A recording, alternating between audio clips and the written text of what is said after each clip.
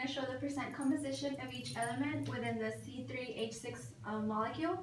The formula for that is you get the mass of each element divided by the total molar mass of the molecule times 100.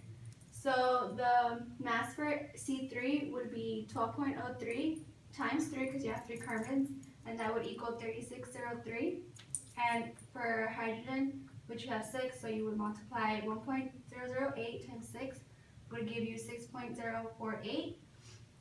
And the total of the molecule, the molar mass of the molecule would be 42.078. So to find the percent composition, you would just divide 36.03 divided by 42.078 times 100, which would give you 86%, and that's for carbon. So the percent composition for carbon would be 86%. And then for hydrogen, you would divide 6.048 divided again by the 42.078 times 100, which would give you 14% hydrogen. And if you add the 86 and the 14, it should give you 100%. Question number 2, you have 34.6 grams of the molecule C3H6, and it's asking you how many moles do you have. So all you do is you convert the grams to moles. So you would start off with 34.6 grams of C3H6, convert to moles. So then the molar mass of the C3H6 is 42.078 grams of C3H6, which is 1 mole. All you do is divide, which would give you 0.822 moles of C3H6, and that's about it. So that would be your answer. Okay. Question number 3 asks, what is the empirical formula of C3H6? So all you would do is use that same molecular formula of C3H6 and just find the ratio of C to H, which is for every 1 carbon, there's 2 hydrogens. So you just reduce to the simplest form, which would give you the empirical formula of CH2.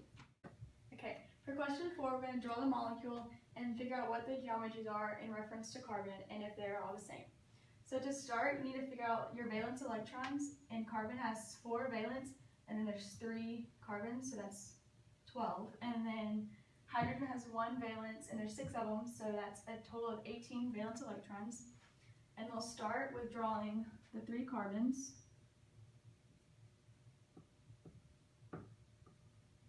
And then we need to figure out the hydrogens.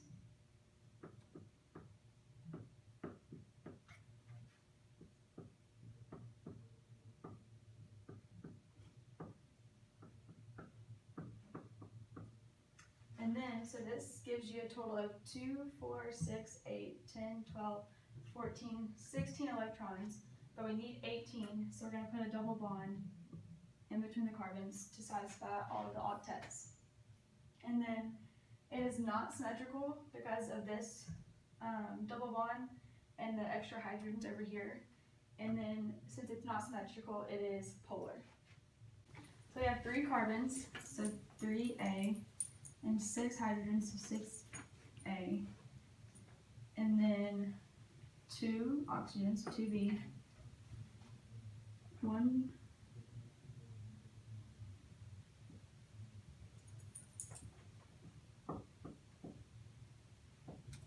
Okay, so now I have to do it algebraically. So A is going to equal 1.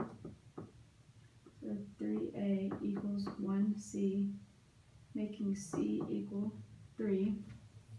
And then 6A equals 2D. So 6 times 1 equals 2D divided by 2. D equals 3. And then 2B equals 2C plus 1D. And we said that C equals 3 plus 3 equals 2B. 6 plus 3 equals 9 divided by 2 equals 4.5. So now I have to multiply all the numbers by 2.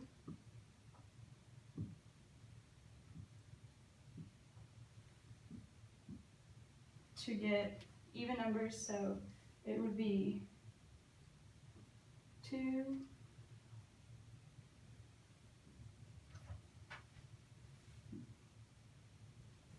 and that's your balance equation.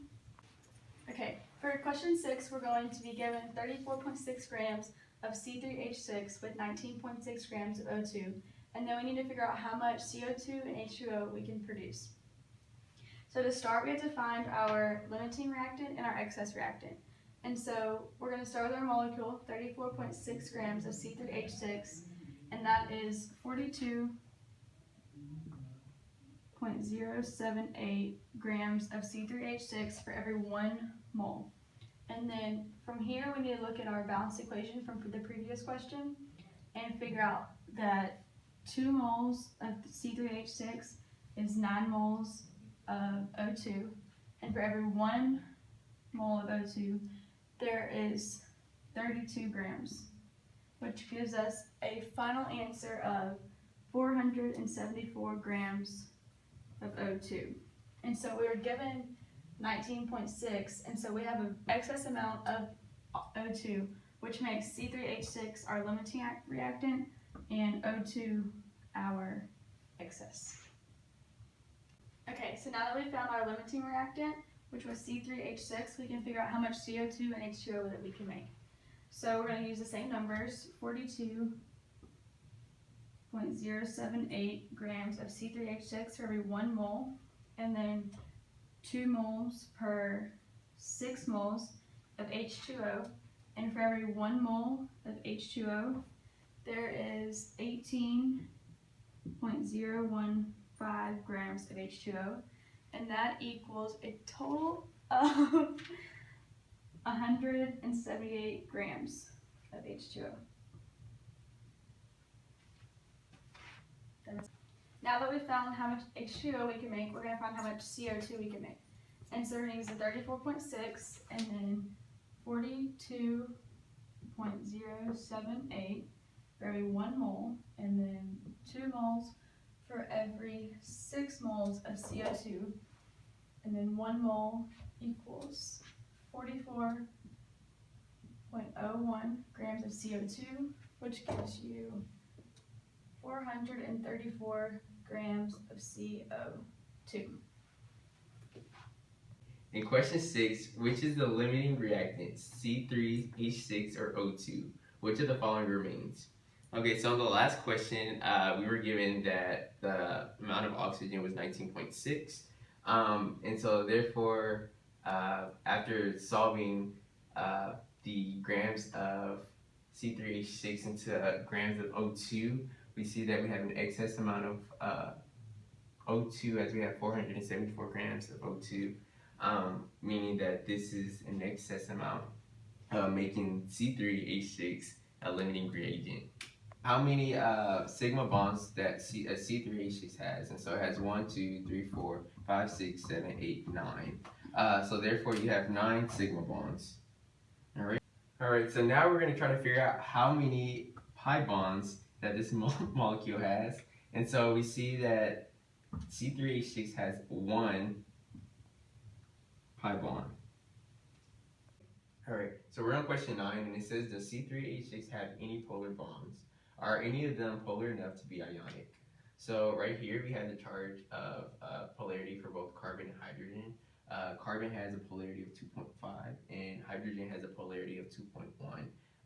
And so what you want to do is subtract the polarity between both of the different atoms.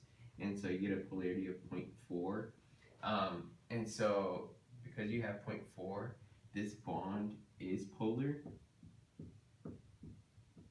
because the polarity range from 0.4 to 1.7.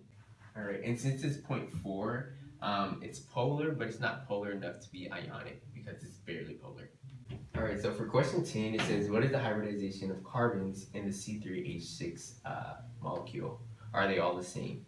So in this molecule, we are focused on the 3 carbons. And so we're going to start off with this first carbon. And from this carbon, we can notice that there are three atoms connected to it. And so there's there's 2 hydrogen and 1 carbon. And so using the orbital sequence, we can identify that there is a sp2 orbital sequence to this carbon because there's 3 atoms connected to it. So it's using the 1, 2, 3 orbital sequence. And then for the second carbon, there's also 3 atoms connected to it. And so this is going to also be using the sp2 orbital sequence. And so for this last carbon, there are actually 4 atoms connected to this carbon. And so we're going to be using the 1, 2, 3, 4th orbital sequence, which just makes this carbon an sp3 sequence. Okay, and so since we can tell that there's a difference between these 2 carbon atoms and this carbon atom, this molecule is not the same.